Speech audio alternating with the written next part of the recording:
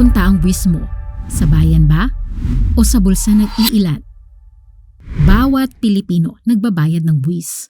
Opo, lahat tayo. Kung empleyado ka, otomatikong kinakaltas ang income tax sa sahod mo. Kung bumibili ka naman ng bigas, kape o sabon, may value-added tax o VAT na nakadagdag sa presyo. Kung nagpapagasolina ka, may excise tax naman sa petrolyo. At kahit maliit na negosyo nagbabayad ng buwis sa bayan. Kaya kahit hindi mo ito napapansin, lahat tayo nag-aambag. Pero kung lahat tayo nagbabayad, hindi ba dapat alam din natin kung saan napupunta ang buwis na yan? At dito papasok ang usapan natin sa video na ito.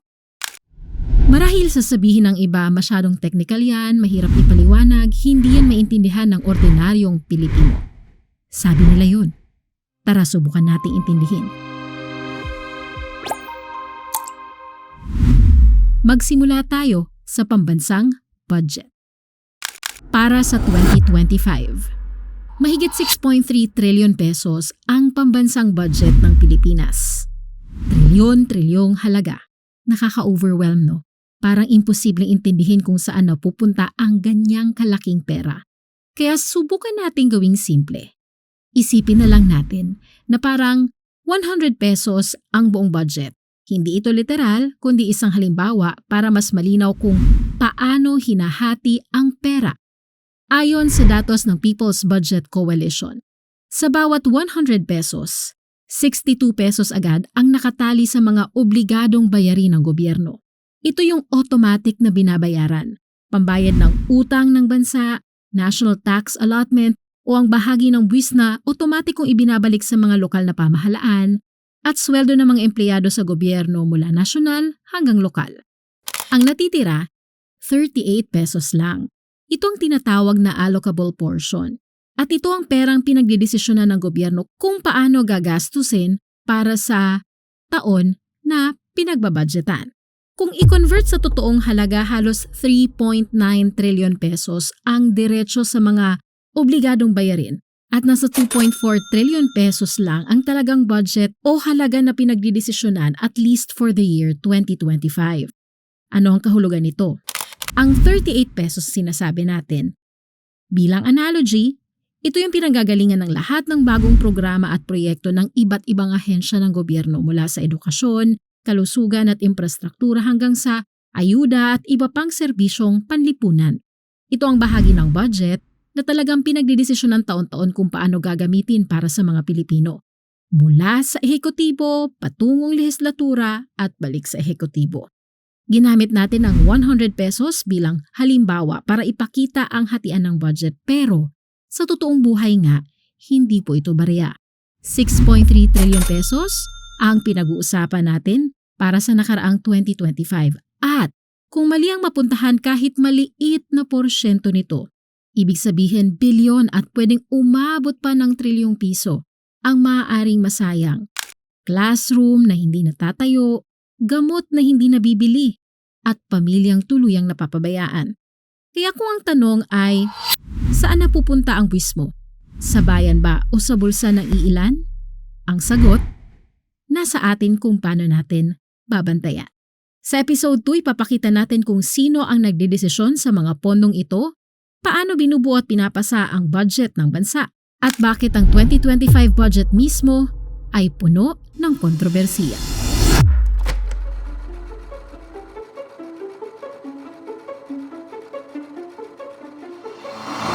Sa likod ng korupsyon sa flood control may isang silver lining.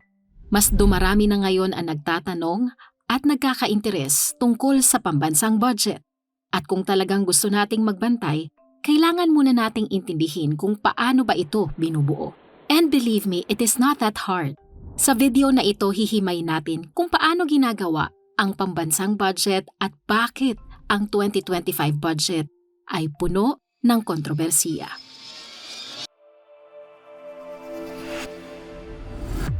Ang pambansang budget ay parang malaking household budget ng buong Pilipinas. Isipin mo, sa isang pamilya, lahat may wishlist. Si tatay gusto ng motor, si nanay gusto ng ref, si ate may tuition, si bunso gusto ng bagong sapatos. Pero hindi lahat pwedeng mabili kaya kailangang planuhin at alamin kung ano ang prioridad. Ganon din po ang gobyerno. Isang buong taong proseso ang paggawa ng budget. Enero hanggang Marso naglalabas ng budget call ang Department of Budget and Management. Lahat ng ahensya, mga lokal na pamahalaan at GOCCs nagsusumite ng kanilang wish list ng mga proyekto at programa. Abril hanggang Hunyo sinusuri at tinatabas ng DBM ang mga hiling na ito ayon sa kaya ng pondo at prioridad ng administrasyon. Ang resulta, ang NEP o ang National Expenditure Program, parang first draft ng shopping list ng pamilya.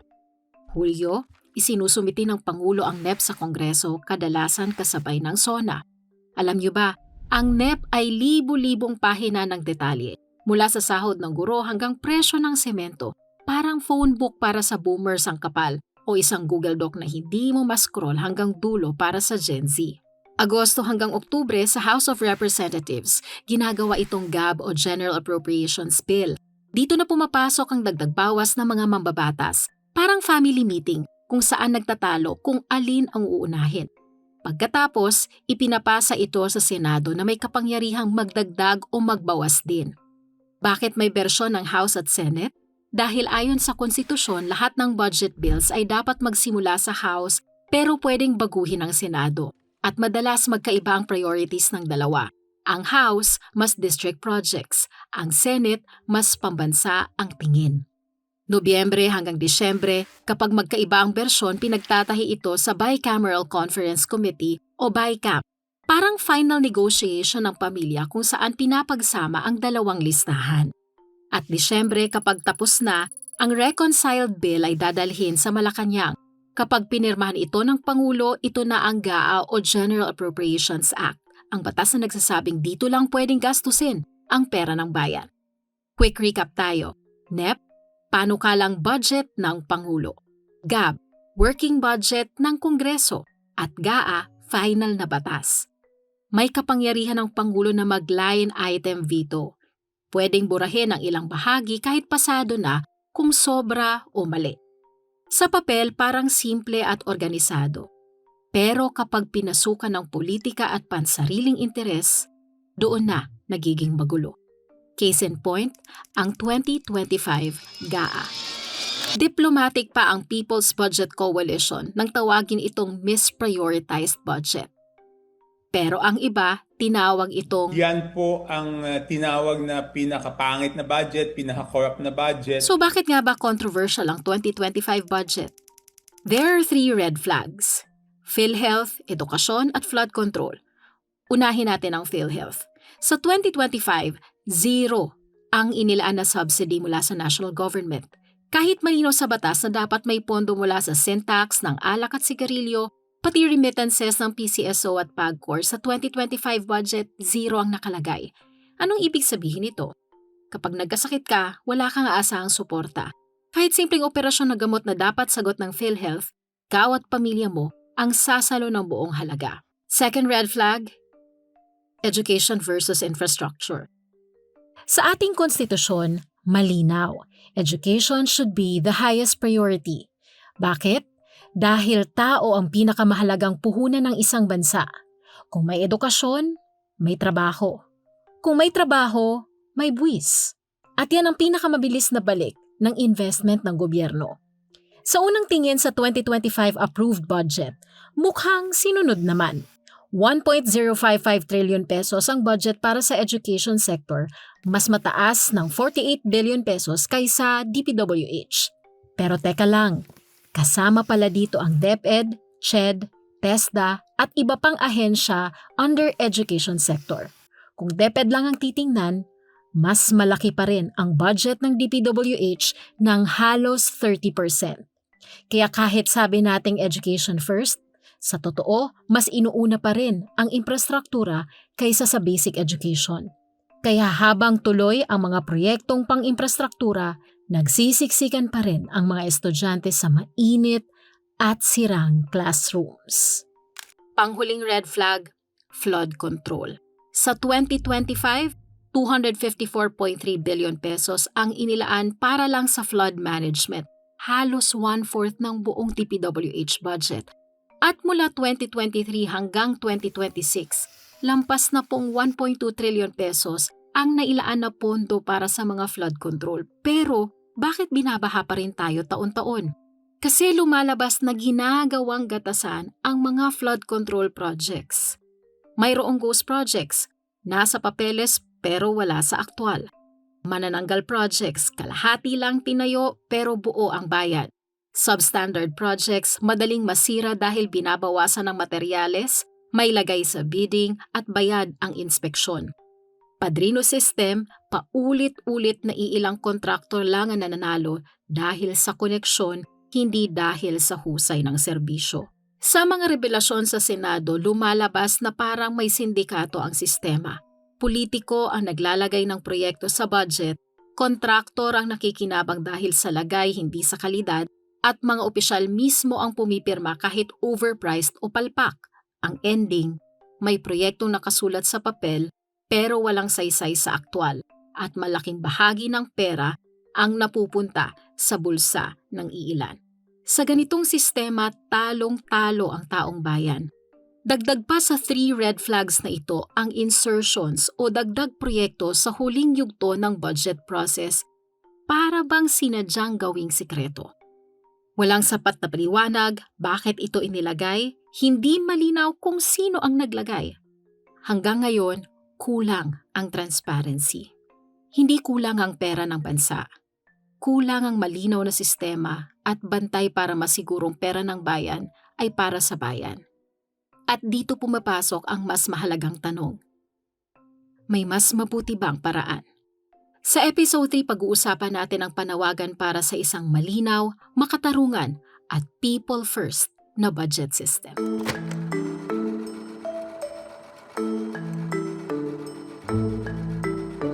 Aminin natin, hindi na bago sa mga Pilipino ang mga katagang SOP, lagay, para sa abala, porsyento sa mga proyekto. Matagal na itong naging bahagi ng ating psyche, tinatanggap na parang normal. At minsan, napapapayag na rin tayo. Kalsadang hindi matapos-tapos, flood control na wala namang epekto, mga serbisyong mabagal, kulang o hindi maaasahan.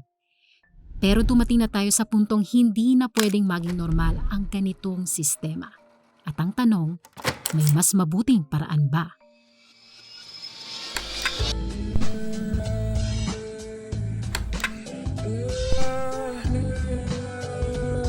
Si Juan, lumalaban ng patas. Nag-aral, nagsusumikap, nagbabayad ng buwis ng tapat. Pero sa dulo ramdam niya ang pagkatalo. Dahil sa classroom na sira, health center na walang gamot o kaya doktor, pahirap ang pagbiyahe dahil sa siksikang pampublikong transportasyon o lubak-lubak na mga kalsada. At dumadating siya sa tanong, kung lagi na lang ganito, bakit pa ako susunod sa sistema? Pero dito nagsisimula ang pagbabago. Kapag ang mga taong tulad ni Juan na matagal nang naglalaro ng patas ay nagsabing, hindi na kami papayag na maloko. Anong sistema ang mas mabuti? Tanong ni Juan.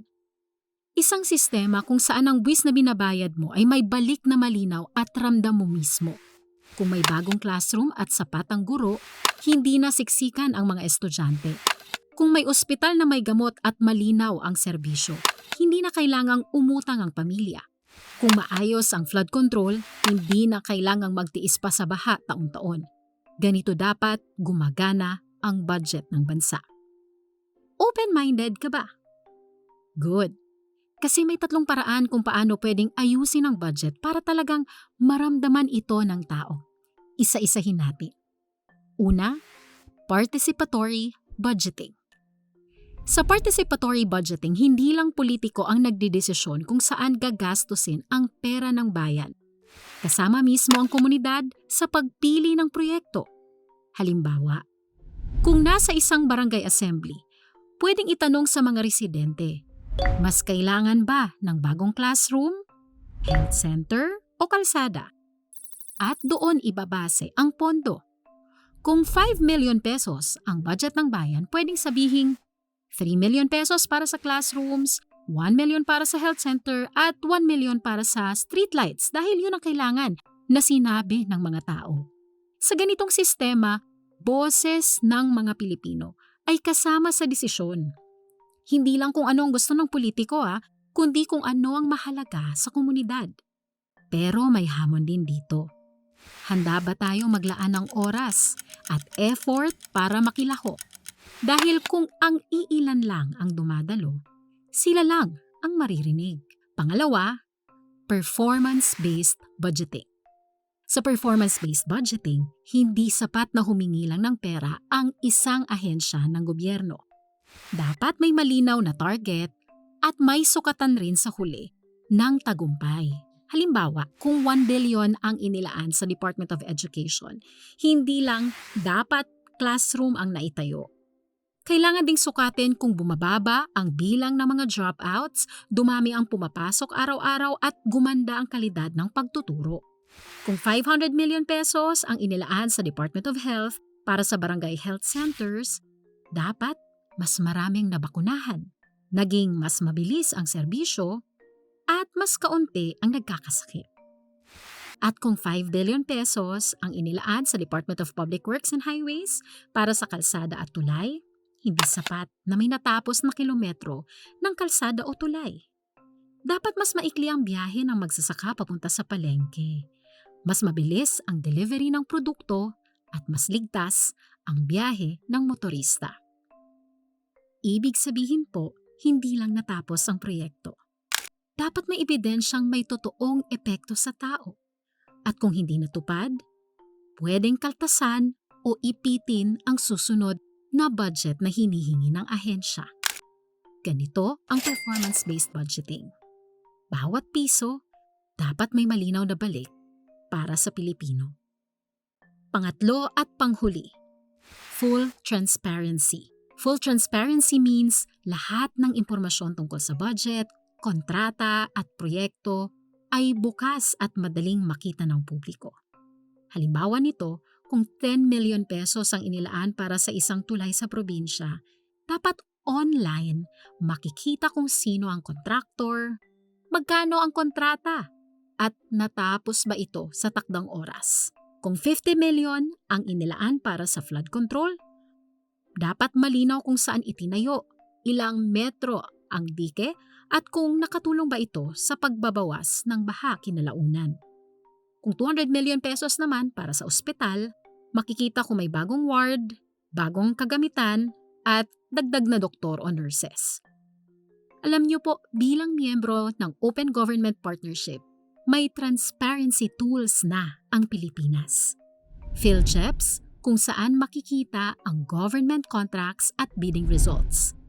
Transparency seals sa bawat websites ng mga ahensya para makita ang budget at reports. At ang budget and treasury management system para matutukan ang paggastos ng gobyerno. Pero ito ang problema. Madalas, sinasadya nilang gawing komplikado. Libo-libong pahina, jargon, at PDFs na halos imposibleng intindihin ng karaniwang Pilipino. Kaya ang katotohanan, kahit bukas ang libro ng gobyerno, kung walang nakakaintindi, useless ang transparency. At alam yon ng magnanakaw. Hindi gawang imbento ang tatlong ideyang ito. Matagal nang isinusulong ito ng mga ekonomista, civil society at pati na rin ang ating gobyerno mismo. Noong nakaraan, sinubukan na ang bottom-up budgeting kung saan isinali ang mga komunidad sa pagpili ng proyekto. Matagal na ring paalala ng Department of Budget and Management na bawat pisong ginastos dapat may malinaw na balik. Pero kung tatanungin pa rin, bakit mas mabuti ang ganitong sistema? Sa participatory budgeting, mas malapit sa tunay na pangangailangan ng tao. Sa performance-based budgeting, bawat piso may kapalit na konkretong serbisyo. At sa full transparency, mas malinaw ang galaw ng pera at mas mahirap itago ang kalokohan. Hindi lang tayo ang nangangarap ng mas maayos na bansa. Mismong gobyerno ay may inilatag na pangarap. Ang ambisyon natin, 2040. Dito nakasaad ang mga ambisyon ng matatag na pamilya na may suporta at seguridad, maginhawang buhay na may desenteng trabaho, maayos na bahay at sapat na kita, panatag na kinabukasan na ligtas sa krisis at may tiwala sa serbisyo publiko. Ganda, no? Napaka-inspiring. Pero sa likod ng pangarap na ito, ang napakalaking sagabal, isang sistemang bulok, makasarili at abusado. Ang tanong, titiisin pa ba natin? O pipiliin natin ang mas mabuting Pilipinas na tunay na deserve natin?